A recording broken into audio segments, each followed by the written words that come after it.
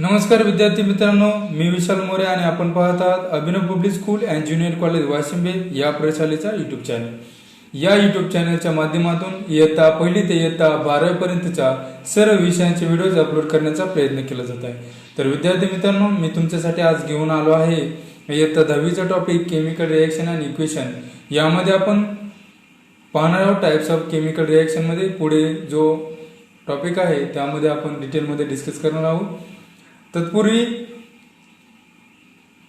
तुम्हाला विनंती आहे की या युट्यूब चॅनलला जर सबस्क्राईब केलं नसेल तर सबस्क्राईब करा आणि बेल आयकॉनवरती क्लिक करा. तर विद्यार्थी मित्रांनो, हा व्हिडिओ स्पॉन्सर केला आहे Abhinav public school and junior college Washimbe या प्रशालेने. या प्रशालेमध्ये इयत्ता पहिली ते इयत्ता 10वी इंग्रजी माध्यम, इयत्ता पहिली ते इयत्ता 10वी सेमी इंग्रजी माध्यम तसेच 11वी 12वी सायन्स आर्ट्स कॉमर्स या तिन्ही शाखांचे प्रवेश सुरू आहे. तर विद्यार्थी मित्रांनो, पाहूया या केमिकल रिएक्शन आणि इक्वेशन या टॉपिक मध्ये आपण टाइप्स ऑफ केमिकल रिएक्शन हा टॉपिक पाहत होतो. तर आपण टाइप्स ऑफ केमिकल रिएक्शन मध्ये पाहिलं होतं कॉम्बिनेशन रिएक्शन, डिकॉम्पोजिशन रिएक्शन, त्यावरती एक एक्सपेरिमेंट पाहिलं होता. डिस्प्लेसमेंट रिएक्शन ही पण पाहिली होती. त्याचबरोबर डबल डिस्प्लेसमेंट रिएक्शन इथपर्यंत आपण गेल्या लेक्चरला पाहिलं होतं. तर आज आपण पाहणार आहोत endothermic and exothermic process and reaction. Okay, तर डबल डिस्प्लेसमेंट रिएक्शन म्हणजे काय, तर त्यामध्ये अगोदर थोडंसं पाहूया. The reaction in which the ion in the reaction are exchange to form a precipitate are called double displacement reaction. तर रिएक्शन मध्ये आयन काय होतात, एक्सचेंज होतात. त्याचबरोबर त्या रिएक्शन मध्ये प्रेसिपिटेट हा फॉर्म होतो. तर आपण जर पाहिलं तर एक सोल्युशन असेल आणि त्या सोल्युशनवरती एक व्हाईट कलरचा प्रेसिपिटेट किंवा येलो कलरचा प्रेसिपिटेट आपल्याला त्यामध्ये पाहायला भेटतो. तर ऍक्च्युअली आपण ऍक्टिव्हिटी त्यामध्ये रिकॉल केली की ऍक्टिव्हिटी नंबर 3 पाहिलं होतं की पोटॅशियम क्रोमेट ऍड केला आपण बॅरियम सल्फेटच्या सोल्युशन मध्ये, तर आपल्याला प्रेसिपिटेट पाहायला भेटला होता. तर विद्यार्थी मित्रांनो, आज पाहूया आपण endothermic and exothermic process and reaction. So let's start.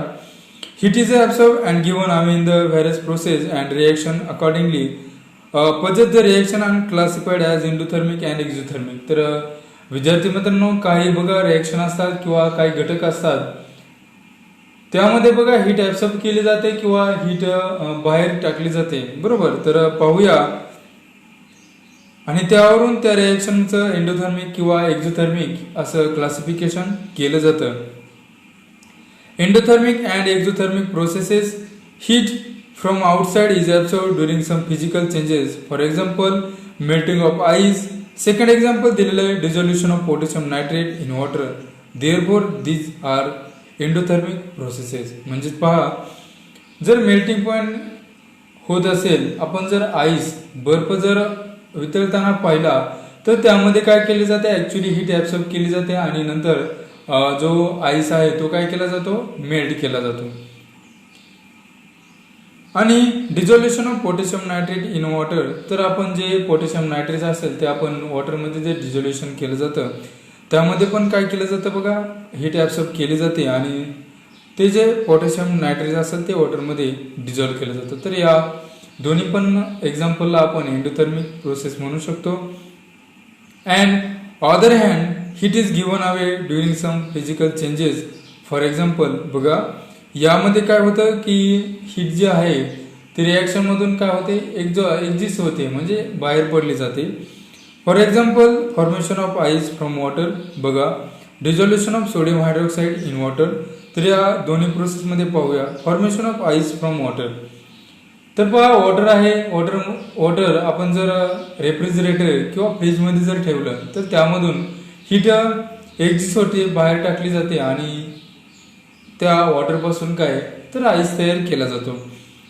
आणि सेकंड एक्झाम्पल जे आहे dissolution of sodium hydroxide in water, तर त्यामधून पण आपल्याला काय दिसते, हीट बाहेर पडताना दिसते. Therefore these are exothermic process.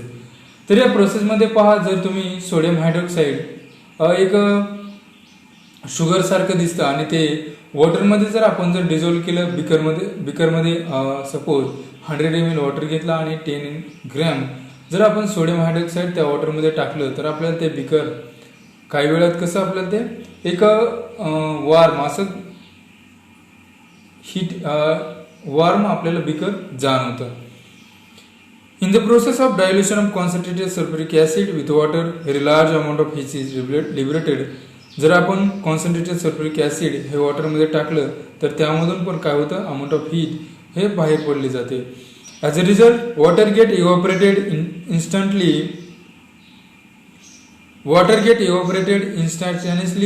if it is poured into the concentrated sulfuric acid, which may cause an accident. To avoid this, required amount of water is taken in glass container and small quantity of concentrated sulfuric acid at a time is added with stirring. Therefore, only a small amount of heat is liberated at a time. Water ज्यावेळेस आपण concentrated sulphuric ॲसिडमध्ये टाकतो त्यावेळेस बघा accident होण्याच्या घटना घडतात. म्हणजेच काय, जर जास्त प्रमाणात हीट बाहेर टाकली जाते, परंतु ज्यावेळेस कॉन्स्टंट स्टरिंगनं आपण सल्फ्युरिक ॲसिड वॉटरमध्ये टाकतो, बघा दोन सेम प्रोसेस आहेत, फक्त डिफरंट आहेत. Sulphuric acid add in water, water adding sulphuric acid. तर या दोन्ही पण प्रोसेस कसे आहेत, सेम आहेत, ॲडिंगच्या प्रोसेस आहेत, परंतु डिफरंट रिझल्ट भेटतात आपल्याला. जर आपण सल्फ्युरिक ॲसिडमध्ये जर वॉटर ॲड केलं तर आपल्याला ॲक्सिडेंट म्हणजे large amount of heat cracking जे बिकर आहे ते क्रॅक होऊ शकतं. आणि जर आपण वॉटरमध्ये सल्फ्युरिक ॲसिड ॲड केलं तर ते बिकर जे आहे ते क्रॅक होणार नाही.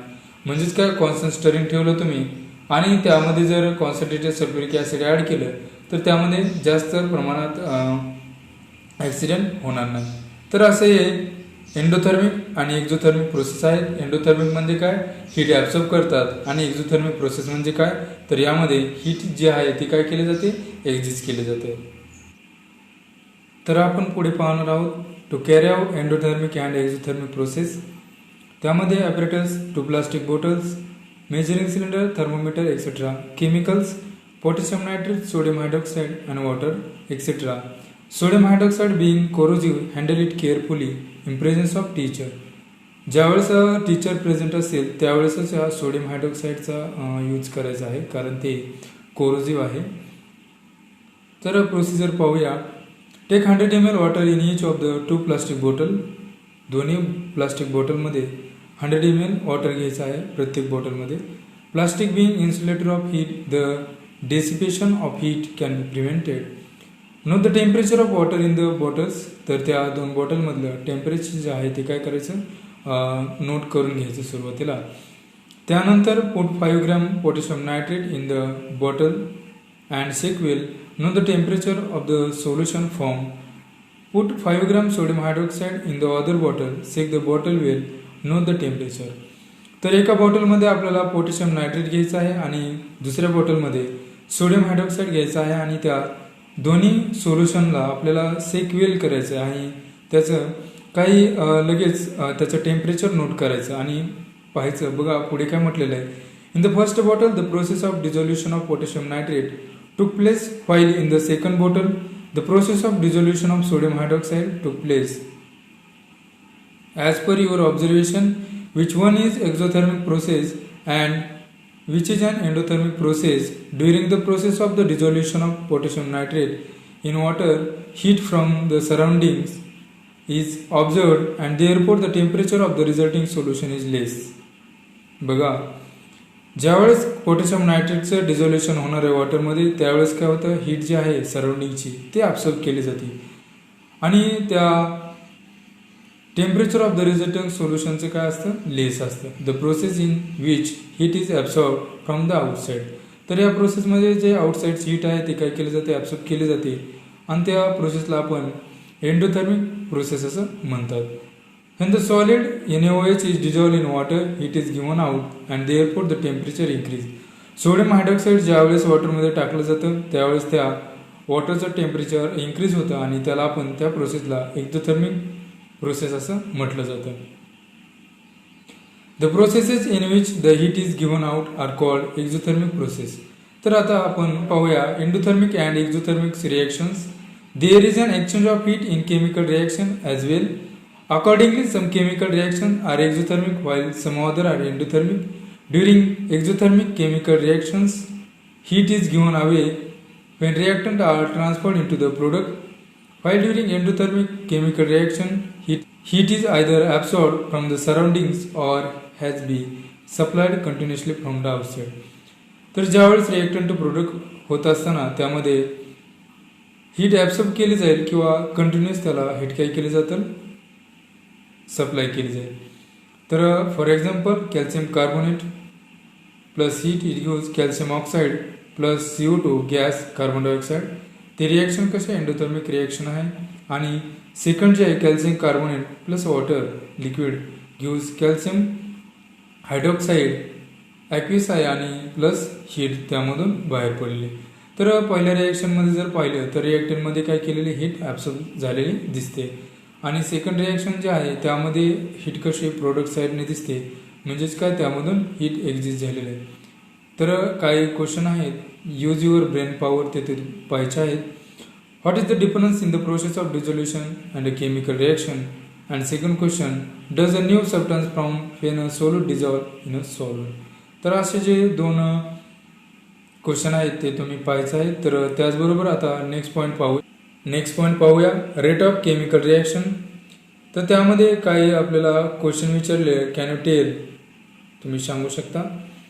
Take into account the time required for following processes, classify them into two groups and give title to the group.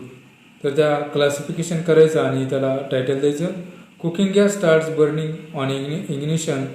Iron article undergoes rusting. Erosion of rocks takes place to form soil. Alcohol is formed on mixing yeast in glucose solution under proper condition. तर alcohol कसं तयार केलं जातं बघा, east जे आहे east in glucose सोल्युशनमध्ये ते proper कंडिशनला ठेवलं जातं. Effervescence is form on adding baking soda into a test tube containing dilute acid. आणि 6 नंबरचं एक्झाम्पल दिलं आहे. A white PPT is formed on adding dilute sulfuric acid to barium chloride solution. It can be seen from the above example that some reactions are completed in short time. वरच्या ज्या रिॲक्शनचे example दिलेले आहेत त्या कशा होतात, short टाइममध्ये complete होतात. That is occur rapidly while some other require long time for completion, that is occur slowly. It means that the rate of different reaction is different. त्याच्यावरती जे रिॲक्शन दिलेलं आहे त्या प्रत्येक रिॲक्शनचा रेट कसा राहणार आहे, वेगवेगळा राहणार आहे. The same reaction occur at a different rate on changing the condition.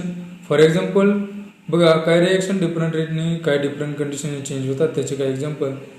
During winter long time is required for setting milk into curd, while at the higher temperature during summer the rate of setting of milk increases and the curd is formed early. तर हे बघा हा काय आपल्याला एक difference एक्झाम्पलचं दिलेलं आहे. Now let us see the factor which decide the rate of a chemical reaction. तर बघूया केमिकल रिॲक्शन जे आहे त्यावरती कोणत्या फॅक्टरचा अफेक्ट होतो ते पाहायचं आहे आपल्याला. Factor affecting the rate of chemical reaction. तर पहा त्यामध्ये नेचर ऑफ द रिॲक्टंट, म्हणजे रिॲक्टंट कसा आहे, तो मेटल आहे, नॉन मेटल आहे, नोबल गॅस आहे. नंतर बघा मेटलर असेल किंवा इनर ट्रान्झिशन मेटल असेल त्यावरती त्या रिॲक्शनचा रेट डिपेंड आहे. तो तर एक एक पाहूया. Nature of the reactant, let us see the reaction of the metals aluminium and zinc with dilute hydrochloric acid. बघा रिॲक्शन कशाचे, metal aluminium and zinc with dilute hydrochloric acid. On reaction of both aluminum and zinc with dilute hydrochloric acid H2 gas is liberated. तर त्या reaction मधून काय होतो, H2 gas हा liberate होतो and water soluble salt of these metal are formed. तर यामध्ये water soluble salt काय होतं, तयार होतं. However, the reaction of aluminum metal takes place faster as compared to zinc metal. तर बघा जे अल्युमिनियम मेटल आहे त्याची जी रिएक्शन आहे ती कशी असणार आहे, faster as compare to zinc metal. The nature of the metal is responsible for this difference. म्हणजे जे मेटलचं नेचर आहे ते रिस्पॉन्सिबल असतं त्या रिॲक्शनसाठी. Aluminium is more reactive than zinc. जर ॲल्युमिनियम हे कसं आहे झिंकपेक्षा मोर रिॲक्टिव्ह आहे. Therefore the rate of reaction of aluminium with hydrochloric acid is higher than of zinc. तर झिंकपेक्षा ॲल्युमिनियम हा जो मेटल आहे हायड्रोक्लोरिक बरोबर त्याच्या रिॲक्शनचा रेट जो आहे तो कसा आहे, हायर आहे. Nature or reactivity of reactant influences the rate of chemical reaction. We are going to learn more about the reactivity of metals in the chapter of metallurgy. तर आपल्याला लास्ट चॅप्टर जो आहे या शिक्षणामध्ये तर आपल्याला मेटलर्जीमध्ये त्याच्याविषयी आपल्याला जास्त माहिती भेटेल. त्यामध्ये सब पॉइंट आहे B, size of the particle of the reactant. बघा, एखादी रिएक्शन होत असताना त्या रिएक्शनमध्ये जो रिएक्टंट आहे त्याची साईज किती आहे आणि त्यावरून त्या रिएक्शनचा रेट ठरला जातो. तर बघा, छोटासा आपल्याला एक एक्सपेरिमेंट दिलेला आहे. ट्राय दिस ॲपरेटस दिलेले आहेत आपल्याला two test two balance measuring cylinder etcetera chemical piece of Shahabad tile, powder of Shahabad tile, dilute HCl. तर पहा, आपल्याला एक एक्सपेरिमेंट दिलेला आहे. यामध्ये procedure, take piece and powder of Shahabad tile in equal weight in 2 test tube, add 10 ml dilute HCl in each of the test tube. म्हणजे काय करायचं, प्रत्येक टेस्ट ट्यूब मध्ये आपल्याला 10 ml HCl ऍड करायचं. Observe whether effervescence of CO2 is form at a faster or slower speed.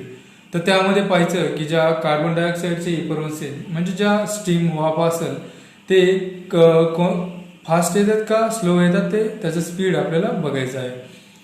You must have found in the above activity that the CO2 effervescence is form slowly with the piece of Shahabad tile while at faster speed with powder. तर powder बरोबर जर याची reaction केली तर आपल्याला fast effervescence येताना दिसतील as compare to Shahabad tile. The above observation indicate that the rate of reaction depend upon the size of the particle of the reactant taking part in the chemical reaction. म्हणजेच rate of reaction are also depend on the size of the particle reactant taking part in the reaction. त्या reaction मध्ये जे reactant भाग घेतात त्याच्यावरती त्या रिएक्शनचा rate कसा असतो, डिपेंड असतो. Smaller the size of the reactant particle higher is the rate of reaction. म्हणजे जर रिएक्टंटचा रेट वाढवायचा असेल तर आपल्याला जे रिएक्टंट पार्टिकल असतील त्यांची साईज कशी असणारे, स्मॉल असणारे.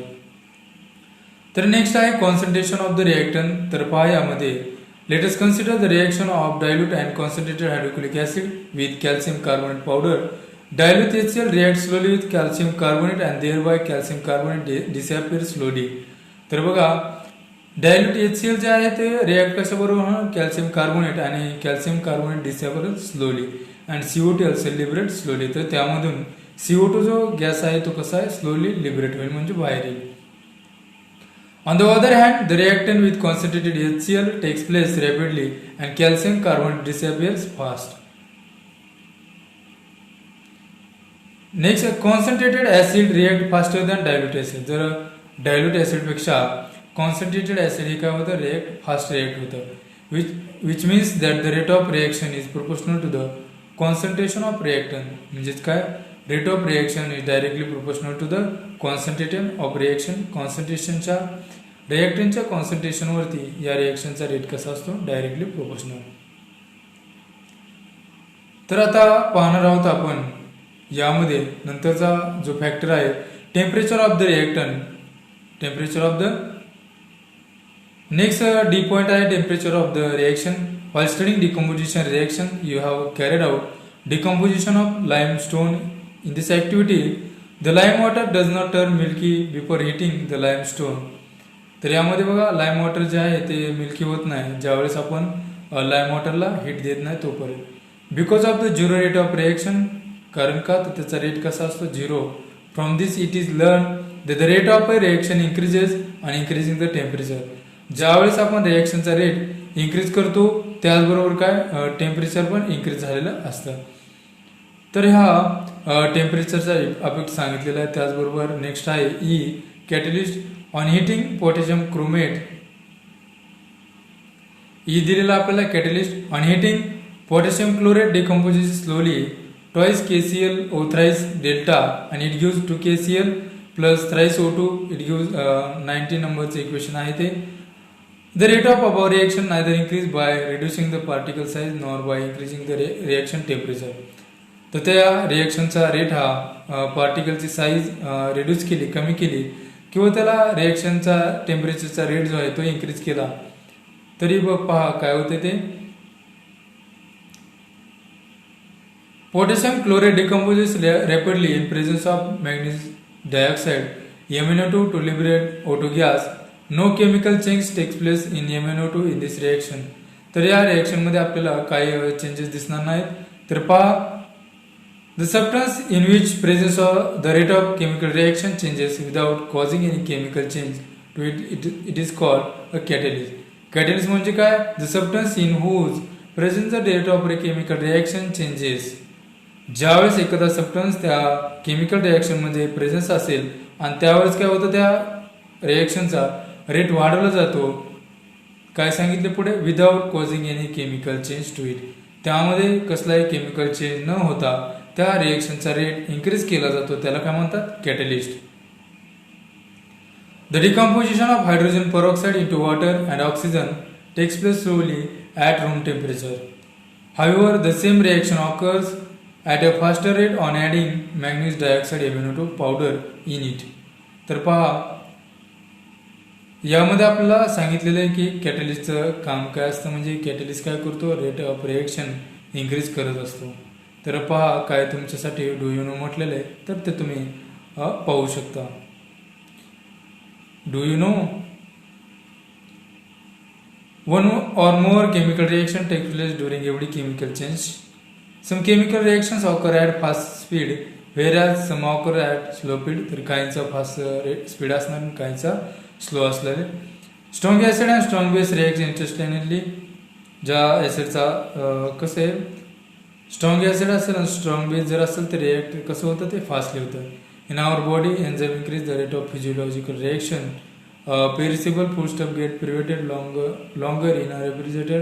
The rate of decomposition of foodstuff gets slower due to low temperature and its freshness is maintained. तर रेफ्रिजरेटरमध्ये ज्या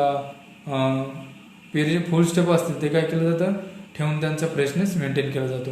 vegetable cook quickly on oil rather than on water. The chemical reaction are profitable in the chemical factor if their rate is fast. The rate of chemical reaction is important from environmental point of view as well.